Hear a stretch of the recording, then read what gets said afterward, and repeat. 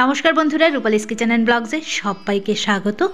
দারুণ সুস্বাদু রাঙা আলু দিয়ে দুধ পুলির রেসিপি আজকে তোমাদের সঙ্গে শেয়ার করব। তো দেখো, এখানে আমি 250 গ্রামের মতো রাঙা আলু টুকরো করে কেটে সেদ্ধ করতে বসিয়ে দিয়েছি, আর একটা নারকেলকে আমি কুড়িয়ে নিচ্ছি। তো রাঙা আলু দিয়ে দুধ পুলিটা কিন্তু পৌষ সংক্রান্তির স্পেশাল একটা রেসিপি, আর এটা কিন্তু অসাধারণ হয় খেতে। তো নারকেলটা কুড়িয়ে নিয়েছি, এবার কড়া বসিয়ে তার মধ্যে দিয়ে দিচ্ছি নারকেল কোড়াটা।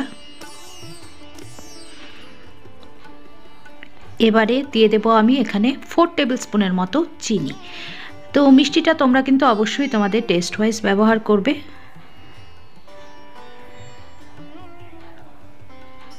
ফোর টেবিল স্পুন চিনি দিয়ে আমি আরও একটুখানি দিয়ে দিলাম।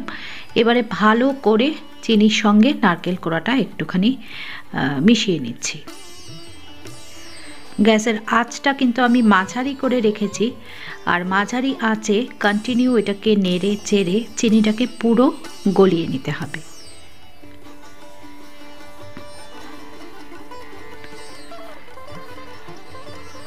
দেখো, চিনিটা কিন্তু আমার পুরোটা গলে গেছে একদম।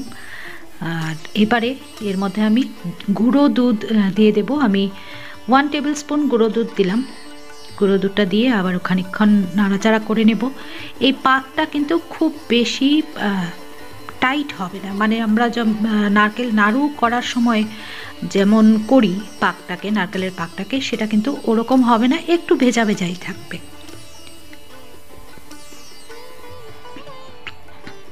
তো আমার এটা মোটামুটি হয়ে গেছে, কালারটা একটু চেঞ্জ হয়ে গেছে, দেখতেই পাচ্ছ। এবার এটাকে তুলে নিলাম। এই যে দেখো, এবার কড়াটাকে পরিষ্কার করে তার মধ্যে খানিকটা জল দিয়ে দিয়েছিলাম। এখন দিয়ে দিচ্ছি 1 লিটারের মতো দুধ। এটা ফুল ক্রিম মিল্ক। তো দুধটা এদিকে ফুটতে থাকুক, ততক্ষণে আমার আলুগুলো সেদ্ধ করে ঠান্ডা করা হয়ে গেছে। এবারের খোসাগুলো ছাড়িয়ে নেব।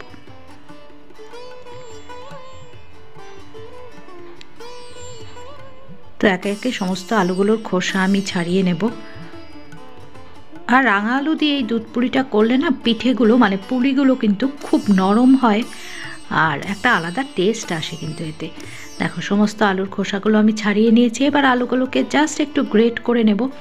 অলরেডি খুব ভালো করে সেদ্ধ করা আছে, তাই গ্রেট করতে কোনো প্রবলেম হবে না। দেখো, একদম মিহি করে আমি এগুলোকে গ্রেট করে নিলাম। এবারে এর মধ্যে দিয়ে দিচ্ছি আমি চালের গুঁড়ো। চালের গুঁড়ো আমি 4 টেবিল স্পুনই দিচ্ছি, মানে 250 গ্রাম আলু, তার সঙ্গে 4 টেবিল স্পুন চালের গুঁড়ো দিচ্ছি। আর দিয়ে দেব 2 টেবিল স্পুনের মতো ময়দা।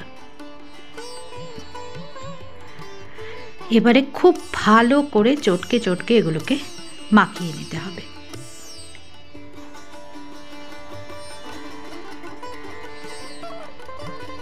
একটু প্রেসার দিয়ে দেখো, একটা মন্ড মতো আমি কিন্তু তৈরি করে নিয়েছি। এবারে হাতে একটু ঘি লাগিয়ে নিলাম। এখান থেকে একটু একটু করে লেচি কেটে আমরা কিন্তু পুলিগুলো বানিয়ে নেব। পুলি বানানোটা খুবই সহজ। একটু রাউন্ড করে মাঝখানে একটু বাটির মতো করে তার মাঝখানে ওই নারকেলের পুরটা দিয়ে মুখটাকে বন্ধ করে দেওয়া।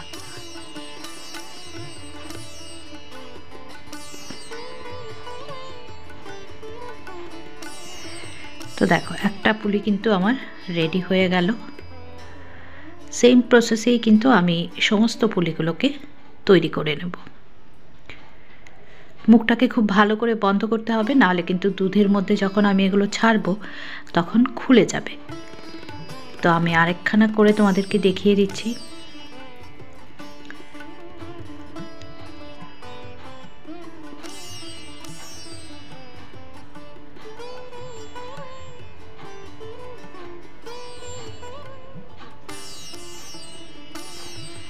বা জাস্ট মুখটাকে আটকে দেওয়া। তো খুব সহজেই কিন্তু পুলিগুলো তৈরি হয়ে যায়। চাইলেই পুলিগুলোর মধ্যে তোমরা বিভিন্ন রকম ডিজাইনও বানাতে পারো। তো আমি আর আজকে একদম নর্মাল পুলিই বানাচ্ছি, কোনো ডিজাইন করছি না।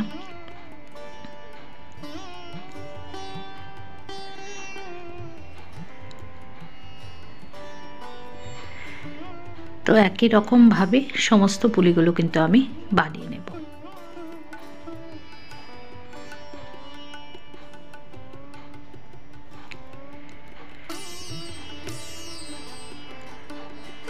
তো কমেন্টে কিন্তু অবশ্যই জানাবে, পৌষ সংক্রান্তি গেল গতকাল, তোমরা কার কার বাড়িতে কি কি পিঠে পুলি বানিয়েছো সেটা কিন্তু অবশ্যই কমেন্টে জানিও। তো দেখো 3 নম্বরটাও কিন্তু রেডি হয়ে গেল। খুব বেশি সময় লাগে না এগুলো বানাতে, ইজিলি তৈরি হয়ে যায়। আর আলুটা দেওয়াতে বাইন্ডিংটাও বেশ ভালো হয়। তো রেডি করে নিলাম 3 নম্বরটা। এইভাবে দেখো আমার সমস্ত পুলিগুলো তৈরি হয়ে গেল। এবারে চলে এলাম দুধের কাছে। দুধটা দেখো অনেকটা কিন্তু গাঢ় হয়ে এসছে, আর সাইডে যে সরগুলো লেগেছে সেগুলোকে আমি একটুখানি মিশিয়ে দিচ্ছি আবার দুধের সঙ্গে।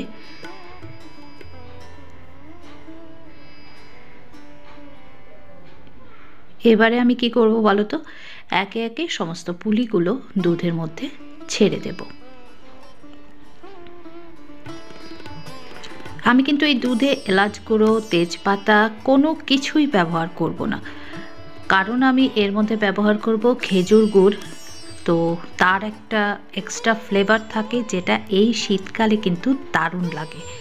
তো এলাচ গুঁড়ো কিংবা তেজপাতা এই সমস্ত কিছু দিলে পরে খেজুর গুড়ের গন্ধটা অনেকটাই ম্লান হয়ে যাবে।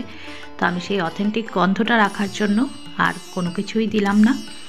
তো দুধটা ভালো করে ফুটে উঠছে, পুলি সহ দুধটাকে আমি মিনিট 5 ফুটিয়ে নেব। তাতে করে পুলিগুলো আরও খানিকটা সেদ্ধ হয়ে যাবে, অনেকটাই নরম হয়ে যাবে। তবে নাড়াচাড়া করার সময় একদম সাবধানে করতে হবে, নাহলে কিন্তু এগুলো ভেঙে যেতে পারে, কারণ এমনিতেই এগুলো অনেকটাই নরম।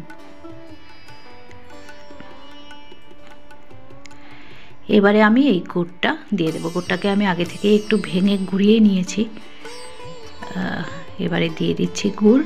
আমি এখানে 100 গ্রামের মতো কিন্তু গুড় দিচ্ছি। 1 লিটার দুধ, 100 গ্রাম গুড়।